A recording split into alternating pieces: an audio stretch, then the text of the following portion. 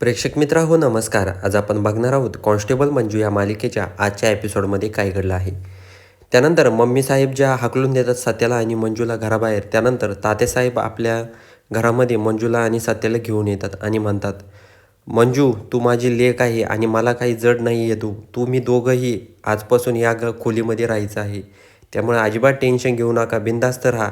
इथं सगळी सोय आहे, बाथरूम आहे, टॉयलेट आहे, हे सगळं काही आहे.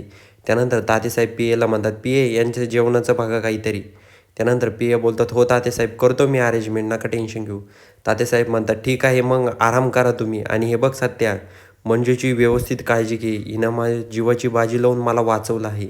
त्यामुळे मला याची काळजी घेणं गरजेचं आहे. आणि आमचं मायलेकीचं नातं आहे, म्हणजेच माझी लेक आहे ती, त्यामुळे मी तिचं काळजी घेणारच ना. त्या ठिकाणी सत्या म्हणतो, काय बोलताय तातेसाहेब तुम्ही? आणि हे बघा तातेसाहेब, तुमचे खूप खूप उपकार.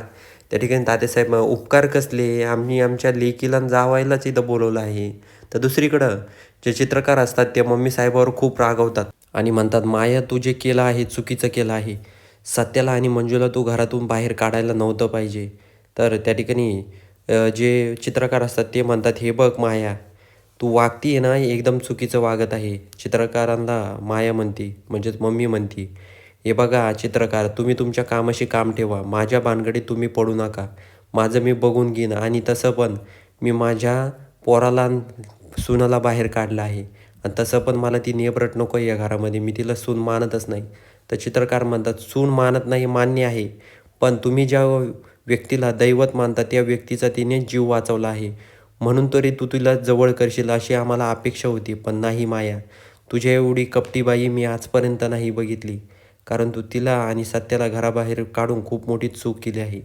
तर त्या ठिकाणी मम्मी साहेब म्हणतात, हे बघा चित्रकार, माझ्या भानगडीत पडू नका. आणि आजपर्यंत काय केलं आहे तुम्ही आमच्यासाठी? चित्रकार म्हणतात, बरं आहे, मी काही नाही केलं तुमच्यासाठी, मान्य आहे मला. पण मंजूनं जे तुमच्यावर उपकार केलेत ना, या उपकाराची जाण तरी ठेवून तू मंजूला आणि सत्याला या घराबाहेर काढायला नव्हतं पाहिजे. मम्मी साहेब म्हणतात, चित्रकार तुम्ही गप्प बसा. तर दुसरीकडं जी मंजू असते तिला अचानक बाहेर कपडे वाळत घालत असते. तेवढ्यात त्या ठिकाणी एक व्यक्ती येतो आणि मंजूच्या जवळ जातो आणि एक चाकू घेतो आणि मंजूच्या पोटामध्ये खुपसतो. त्यानंतर जी मंजू असते ती मोठ्या मोठ्याने ओरडते. पण त्या ठिकाणी तेवढ्याच मंजूची आई असते ती स्वप्न बघत असते आणि उठते आणि मंजू मंजू करायला लागते. त्यानंतर अमृता तिथं येते आणि म्हणते, काय गं मम्मी, काय झालं तुला? असं का करते तू? त्यानंतर अमृताला मम्मी काय असेल ते सांगते. त्यानंतर अमृतामध्ये, थांब आपण दीदीला फोन करू. त्यानंतर ते मंजूला फोन करतात.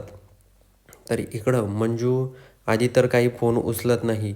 पण त्या ठिकाणी मग मंजू म्हणते, ठीक आहे आपण फोन करून एकदा बोलू, काय झालं आहे? त्यानंतर मम्मी म्हणते, काही नाही, तुझं बरं आहे ना मंजू? मंजू म्हणते, हो ठीक आहे माझं. तर दुसरीकडं जे तात्यासाहेब असतात ते आपल्या किचनमध्ये बसून गाणं बोलत असतात, कोंबडी पळाली लंगडी घालून. आणि ते पियेला पण बोलत असतात, ते पिये आज तुम्ही जेवण केल्याशिवाय जायचं नाही, तुमच्यात खूप जीव आहे माझा. त्या ठिकाणी ते पियेला म्हणतात, गाणं म्हणा पिये आता तुम्ही. त्यानंतर पिये गाणं म्हणायला लागतात आणि तात्यासाहेब आपल्या कानामध्ये बोळे घालतात आणि म्हणतात, म्हणा मोठ्याने. आणि तात्यासाहेब म्हणतात, नका पाहू आता मागं वळून. तर इकडं पिये म्हणतात, तात्यासाहेब मी जाऊ का घरी? तात्यासाहेब म्हणतात, नाही पिये, तुम्ही माझ्या हातचं जेवण खायचं आहे. आणि दोन्ही हातामध्ये तात्यासाहेब कोंबड्या धरतात, कोंबड्याचं मांस धरतात आणि पाक पाक करतात. आणि त्या ठिकाणी दोघंही स्वयंपाक करत असतात. पियेला कांदा कापायला लावतात तात्यासाहेब आणि तात्यासाहेब मटण घेऊन बसलेले असतात. ते म्हणतात, ते गाणं म्हणत असतात. तर दुसरीकडं जे सत्या आणि मंजू असतात, सत्या म्हणतो मंजूला, मंजू मी तुझी काही मदत करू का? मंजू ड्रेसिंग करत असते पण मंजूचं काहीच जमत नसतं. तर त्या ठिकाणी सत्य म्हणतो, वाघमारे मी तुमची मदत करतो. मंजू म्हणते, जेव्हा घरी होती तेव्हा सपना वहिनी मदत करायची आणि नंतर तिकडं घरी गेल्यावर नंतर आई मदत करायची. पण इथं मदत करायला कोणी बी नाही आहे आता. सत्य म्हणतो, टेन्शन घेऊ नका आणि हे बघा आपण मित्र आहोत, त्यामुळे मी तुमची ड्रेसिंग करतो, काही नाही. त्यानंतर जो सत्य असतो तो मंजूची ड्रेसिंग करायला लागतो आणि त्या ठिकाणी ते दोघंही एकामेकाकडे बघतात. तर येणाऱ्या भागामध्ये काय होतंय रंजक हे बघणं गरजेचं आहे.